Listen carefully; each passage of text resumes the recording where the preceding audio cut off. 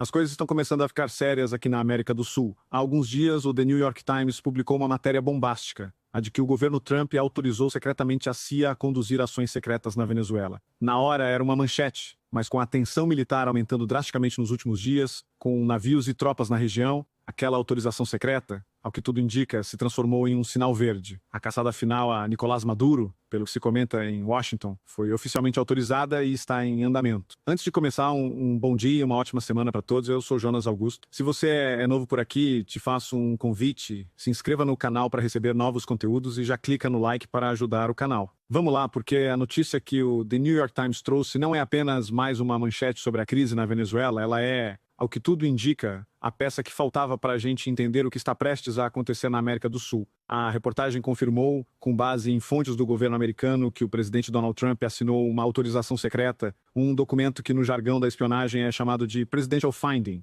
E essa autorização dá à CIA, a agência de inteligência americana, carta branca para conduzir uma série de operações secretas na Venezuela, incluindo operações letais. Isso por si só já é de uma gravidade imensa, mas quando a gente soma essa informação com o que a gente está vendo acontecer em tempo real, o cenário se torna ainda mais tenso. A gente sabe que os Estados Unidos mobilizaram uma força militar gigantesca para a região do Caribe, são cerca de 10 mil soldados, 8 navios de guerra de superfície e até um submarino. A desculpa oficial para tudo isso é o combate ao narcotráfico, mas agora, com a revelação dessa autorização secreta da CIA, a gente começa a entender que o buraco pode ser muito mais embaixo. A caçada, ao que parece, não é apenas aos barcos que transportam drogas, a caçada é ao chefe do cartel, o ditador Nicolás Maduro. E por que essa caçada estaria acontecendo agora? Porque, aparentemente, a paciência de Washington acabou, Trump se frustrou com as tentativas de negociação, com a recusa de Maduro em largar o poder, mas o estopim, a grande virada de chave, parece ter sido a delação de Hugo Carvajal. A gente precisa lembrar quem é Carvajal, ele foi o chefe da inteligência do Hugo Chávez, um homem que conhece todos os podres, todos os segredos do regime venezuelano,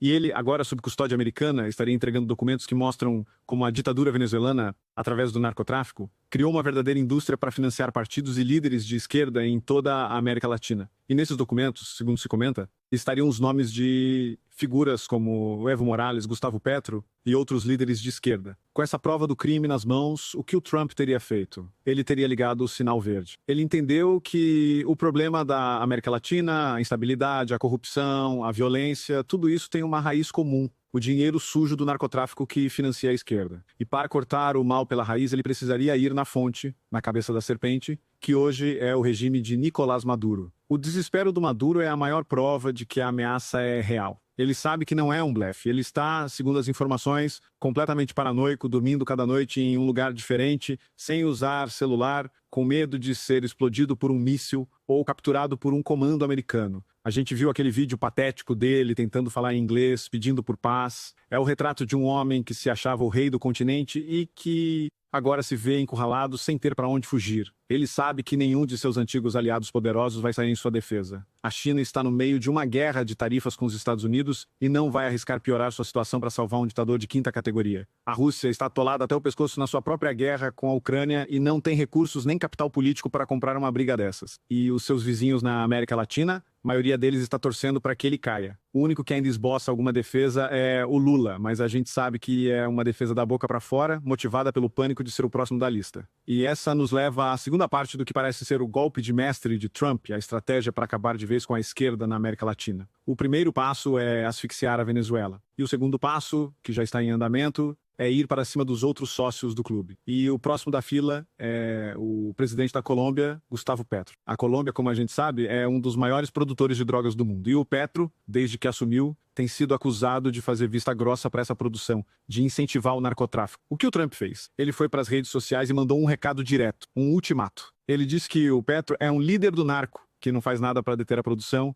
e que, a partir de agora, todos os pagamentos e subsídios dos Estados Unidos para a Colômbia estão cortados. E completou com a ameaça final: Petro deve fechar imediatamente esses campos de morte, ou os Estados Unidos fecharão por ele, e não será de maneira agradável. É uma declaração de guerra. Ele está dizendo, com todas as letras, que se for preciso, ele vai autorizar uma intervenção terrestre na Colômbia para destruir os campos de produção. E o que o Petro fez? Entrou em pânico. Foi para a frente da Casa Branca com um megafone, pedir para o exército americano não obedecer ao Trump. É uma cena de desespero. De quem sabe que é o próximo da fila depois do Maduro. O que o Trump parece ter percebido é algo muito simples, mas genial. A esquerda na América Latina, por décadas, foi financiada por essa estrutura criminosa. Se você corta o dinheiro do narcotráfico, os partidos de esquerda atrofiam eles perdem a sua principal fonte de poder. Eles até podem tentar roubar os cofres públicos, mas a base financeira principal, aquela que financia os movimentos sociais, a guerrilha de informação, tudo isso seca. E o efeito disso chegaria até no Brasil, no nosso problema de segurança pública. O PCC e o Comando Vermelho, que aterrorizam as nossas cidades, são, na prática, os sistemas de entrega, os correios do narcotráfico sul-americano. A droga é produzida na Colômbia, na Bolívia, na Venezuela, e as nossas facções são as responsáveis por distribuir isso para o resto do mundo. Se o Trump consegue quebrar a produção na origem, o que acontece com o PCC, ele fica sem produto. Ele perde a sua principal fonte de renda. É claro que eles já estão diversificando, entrando em outros negócios, mas seria um golpe duríssimo na estrutura dessas organizações. O que a gente está vendo, portanto, não é apenas uma caçada a um ditador. É uma virada de página na história da América Latina. É uma tentativa de quebrar a espinha dorsal do que financiou e sustentou a esquerda em nosso continente por mais de 50 anos. É uma estratégia de longo prazo, de uma ambição gigantesca. E o desespero de figuras como Maduro, Petro e, silenciosamente, o Lula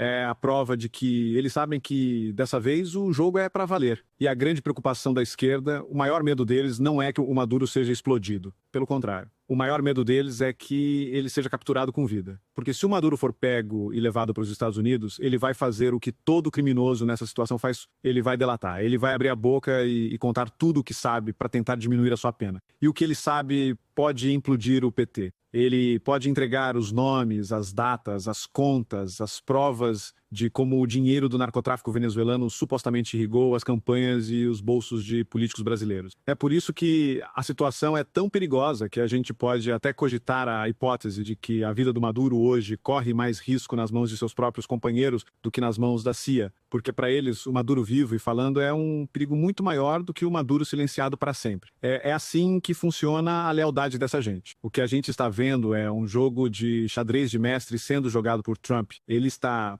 pacientemente movendo as suas peças, cercando os seus adversários, cortando as suas linhas de suprimento. E o checkmate, que parece ser a captura de Maduro e a subsequente delação, está cada vez mais próximo. A caçada final realmente começou. E o resultado dela pode ser a libertação não apenas do povo venezuelano, mas de todo o nosso continente. Essa história toda é um verdadeiro filme de ação e espionagem, e o futuro da América Latina está sendo decidido agora. E eu quero saber a sua opinião. Você também acredita que essa estratégia de Trump de atacar o financiamento do narcotráfico pode ser o fim da esquerda no nosso continente? Você acha que a captura de Maduro pode mesmo levar a uma delação que vai expor o PT? Deixe seu comentário aqui embaixo, vamos conversar sobre isso. Se essa análise te ajudou a entender a grandiosidade do que está em jogo, deixa o seu like e compartilha este vídeo. O Brasil inteiro precisa saber que a faxina na América do Sul começou. E se você ainda não faz parte do Orgulho Soberano, agora é a hora. Inscreva-se no canal e ative o sininho, porque a gente não vai perder nenhum lance dessa operação. Um grande abraço.